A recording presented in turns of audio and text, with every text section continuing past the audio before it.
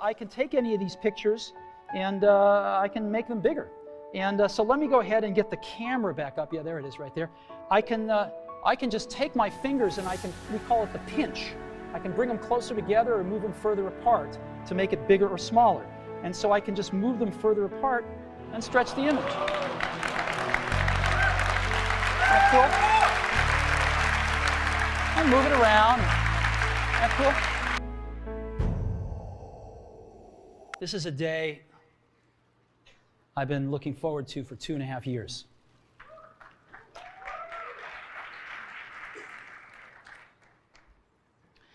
Every once in a while, a revolutionary product comes along that changes everything.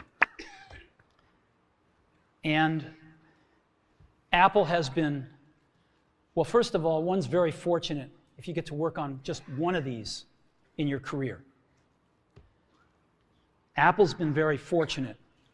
It's been able to introduce a few of these into the world. In 1984, we introduced the Macintosh. It didn't just change Apple, it changed the whole computer industry.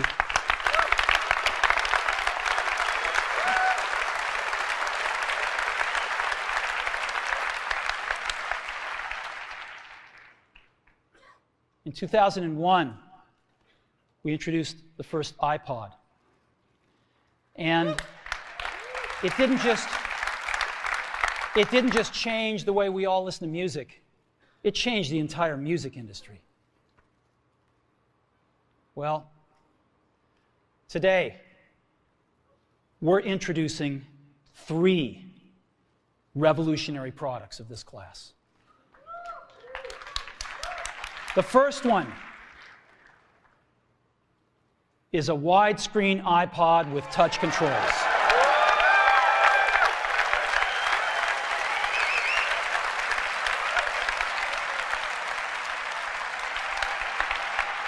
The second is a revolutionary mobile phone.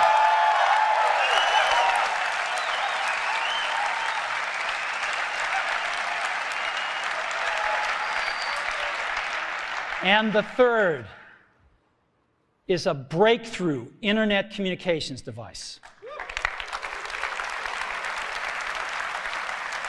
So, 3 things. A widescreen iPod with touch controls, a revolutionary mobile phone, and a breakthrough internet communications device. An iPod, a phone, and an internet communicator.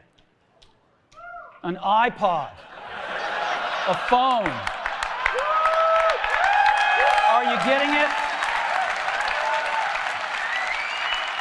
These are not 3 separate devices. This is one device. And we are calling it iPhone. Today, Apple is going to reinvent the phone. And here it is.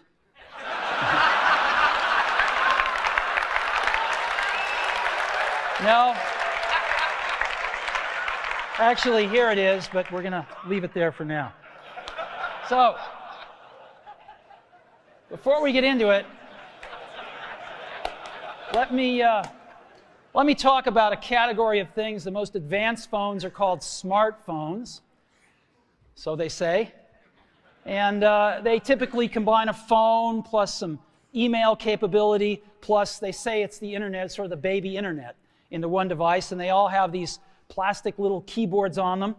And the problem is that they're not so smart and they're not so easy to use. So if you kind of make a Business School 101 graph of the smart axis and the easy to use axis, phones, regular cell phones are kind of right there. They're not so smart and they're not so easy to use. But smartphones are definitely a little smarter, but they actually are harder to use. They're really complicated. Just for the basic stuff, people have a hard time figuring out how to use them. Well, we don't want to do either one of these things. What we want to do is make a leapfrog product that is way smarter than any mobile device has ever been, and super easy to use. This is what iPhone is. Okay? So, we're going to reinvent the phone. Now, we're going to start with a revolutionary user interface.